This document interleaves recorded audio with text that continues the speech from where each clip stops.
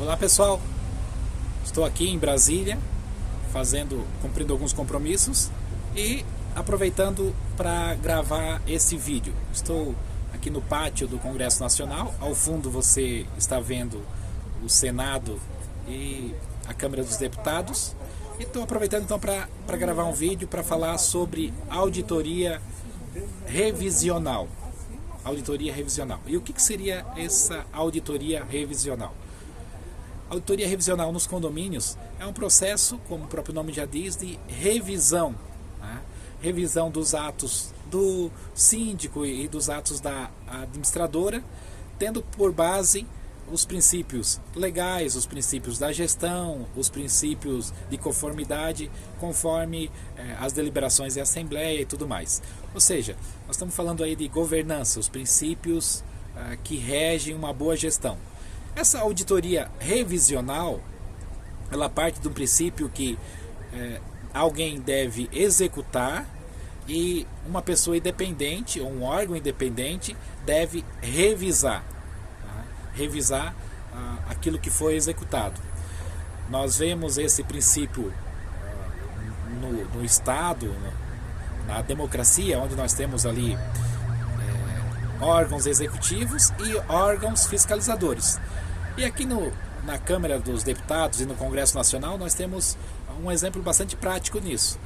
Quando uma casa legislativa ela propõe uma lei, no caso o Senado propõe uma lei, essa lei ela é revisada depois pela Câmara dos Deputados. E assim vice-versa, quando a Câmara dos Deputados propõe uma lei, essa lei antes de ser validada, ela é revisada, ela vai para o Senado para ser validada pelo Senado.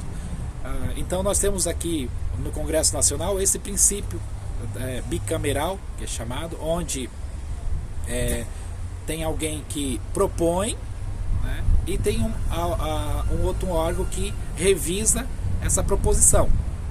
E no condomínio, muitas vezes nós não temos essa revisão mais apurada, que deveria ser feito pelo Conselho Fiscal. Isso não acontece porque revisar os processos condominiais exigem uma questão de conhecimento técnico, né? Então não é só questão de boa vontade. Então o síndico ele executa as tarefas, executa o orçamento, executa a representatividade com o apoio da administradora, né? Mas nesse interim muitos erros acontecem e nós como auditor acompanhamos muito desses erros, como por exemplo pagamentos em duplicidade, pagamentos onde não são feitas as retenções fiscais. Observamos também às vezes emissão de cotas condominiais sem observar o princípio da fração ideal, né? Ou de repente cobrança de inadimplentes sem aplicação dos juros convencionais, sem a questão das correções que são cabíveis. Temos também a questão de contratação e até execução de contratos que são inseguros para o condomínio, empresas não habilitadas, empresas com pendência fiscais, empresa com problema no seu CNPJ. Então todo esse processo de revisão normalmente a administradora não faz e o síndico ele também não tem às vezes esse afinamento antes de contratar um prestador de serviço, fazer todas essas verificações. Por isso a importância da contratação de uma auditoria que vai revisar os processos mês a mês, facilitando no final do ano, na Assembleia Ordinária, a aprovação das contas, porque o auditor ele vai verificando e se há algum erro ele já vai fazendo apontamentos.